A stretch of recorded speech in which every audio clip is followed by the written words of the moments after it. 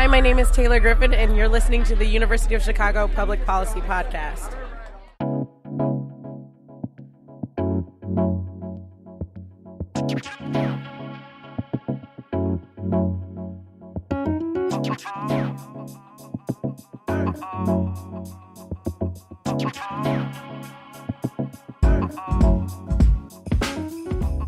Hey podcasters, I'm Lauren Lee, a production manager at UC3P. Thanks for tuning in to our latest episode. Today, you're going to hear Alec Macmillen, a first-year MS-CAP student at the Harris School of Public Policy, speak with Greta Neubauer, a Wisconsin State Assembly member. Greta speaks about how her journey in politics came about and shares her thoughts on the issues facing her constituency in the current political climate. Stay tuned, you don't want to miss what's next.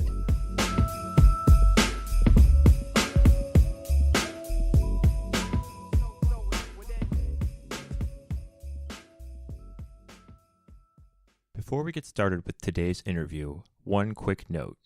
This interview was recorded in early December 2018, after the lame duck legislative session of the Wisconsin legislature, but before then-Governor Scott Walker signed the legislation that passed as a result of the session, which limited incoming Governor Tony Evers' executive powers. In the intervening time period, Governor Walker did sign that bill into law, and it is now on the books. All right, with that cleared up, on to the interview. Welcome to the University of Chicago Public Policy Podcast. My name is Alec Macmillen, and I'm a first-year MS-CAP student at the Harris School of Public Policy. I'm joined on the podcast today by Wisconsin State Assembly member Greta Neubauer. Greta is a Democrat representing the 66th Assembly District, which centers on the city of Racine. She was first elected in a special election in January 2018 to succeed Corey Mason, who resigned his seat in order to serve as mayor of Racine. In the November 2018 midterm elections, she was elected to her first full term in the Assembly. And Greta and I were actually classmates when we were undergraduates at Middlebury College in Vermont. Greta, thank you for being here today.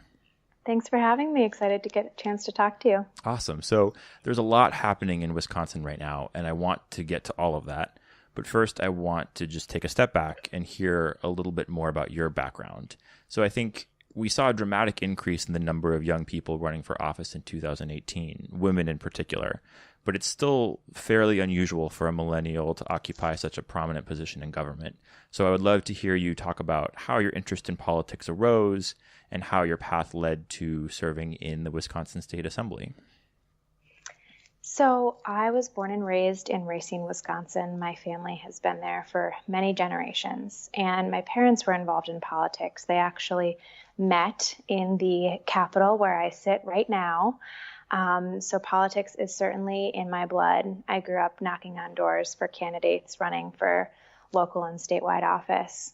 I didn't really think I was going to run for office. And after being very involved in the Obama election in 2008 as a high school student, I actually became quite disillusioned with the electoral process and, saw Obama either unwilling or unable to accomplish a lot of the things that I had hoped he would focus on during his presidency. And arrived at college, looking for other avenues to work on climate, to work on inequality, to driving issues for me, and landed in the youth climate movement. And that was really my political home for 5-6 years. I worked on the fossil fuel divestment campaign at Middlebury College, and then supported campaigns nationally, co-founding an organization that supported young people working on climate around the country, planning the big climate marches, doing all kinds of work.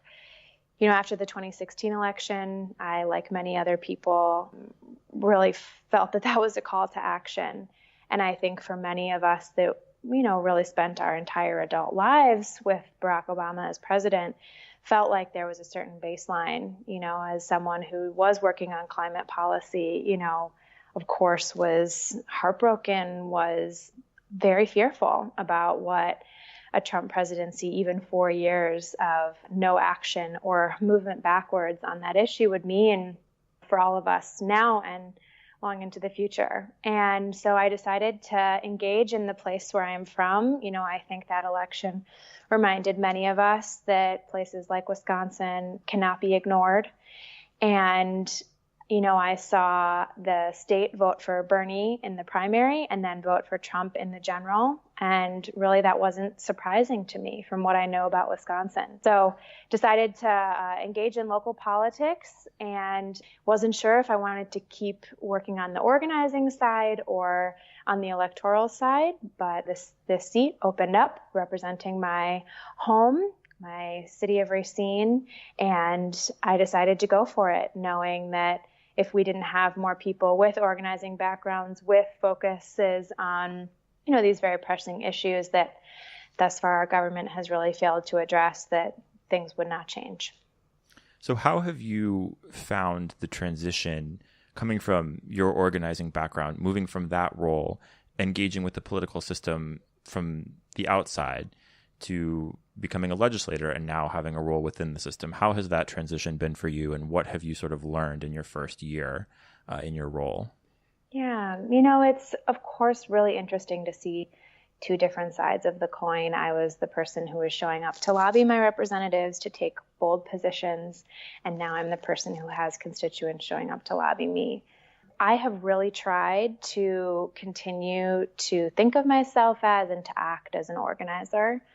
I know and really value deeply the power of social movements. And we in the Capitol are not the ones that push cultural shift. We are not the ones that make issues like climate change or historically civil rights or women's rights issues that the public is focused on. That is the work of social movements. And so I've really tried to work closely with the organizers and the movements in Wisconsin. Strong among them are immigration, climate, criminal justice reform, gun safety legislation. So really tried to lift up the work of those movements and listen to their demands and support their continuing work on shifting public opinion. And then also, I know we'll get to this in a bit, but we saw this lame duck session recently. When we have these moments in which people are looking at their government and feeling incredibly disillusioned, or like, I just voted in this November election and now my vote is being undermined by my leaders, trying to give people a way to take action, to feel that their thoughts, their advocacy, all the work that they've done does matter. Try to channel that in a way that pushes people to better represent their constituents. For example, directing folks to make calls to senators and say, we need you to stand with us. We need you to stand on the right side of history and protect our democracy. And that's a really interesting project, bridging the electoral and the social movement worlds, and is something that I think is critical if we do want to get, climate policy, economic policy. Really, for me, these are coming together in the Green New Deal frame that we're hearing a lot about at the national level right now. If we want to get that passed in Wisconsin, it's going to take coordination from inside and outside the building. And I'm really grateful that I have that understanding of the importance of social movements and hopefully can coordinate with them well as we go forward. I'm glad you mentioned the lame duck session. That's actually right where I wanted to go next. So just for some background, early December, a lame duck session of the Wisconsin State Legislature was convened. One of the products of this session was the passage of SB 884 on December 4th. The legislation included provisions that would limit the power of incoming Governor Tony Evers and the incoming Attorney General Josh Kaul, both Democrats.